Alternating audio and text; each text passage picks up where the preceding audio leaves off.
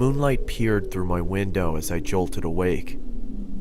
My clamorous breaths disturbed the silence of my dark room. I had just come out of a frightful dream that had me thinking it was all too real.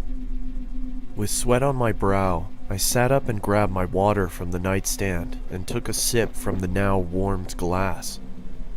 My hands shook as I recounted my nightmare of the horn-headed man.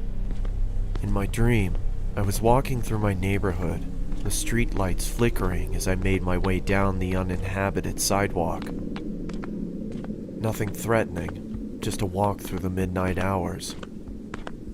A block down, I could see a figure in the distance, walking slowly towards me.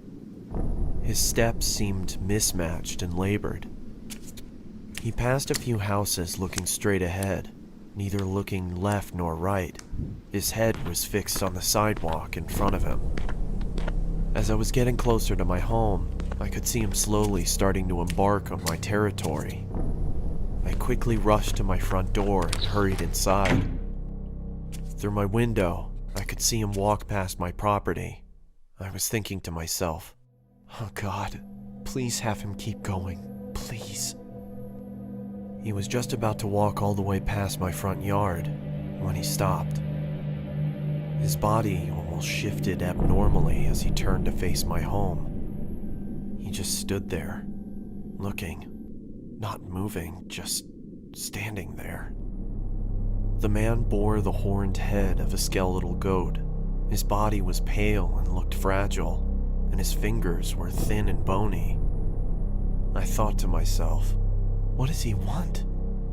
Slowly, he started lifting a quivering arm and pointed right at me. I started to backpedal into the darkness of my house, when all of a sudden he let out an inhuman screech. That's when I woke up.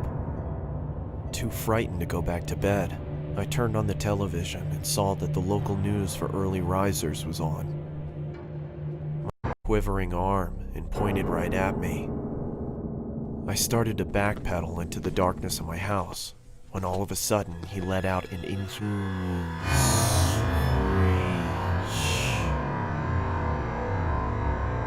That's when I woke up. Breaking news. A woman who lived on Columbia Avenue has been murdered. Local officials say that they received an anonymous phone call from the victim's home. We arrived at the house at around 12:20. We saw the victim inside and a card which rested next to her. The sheriff held up the card. On the back of it, I could see the image of the horn-headed man. The officer started to read. "One down. Slowly I go." He then lifted his head back up. His blood started trickling from his eyes and mouth.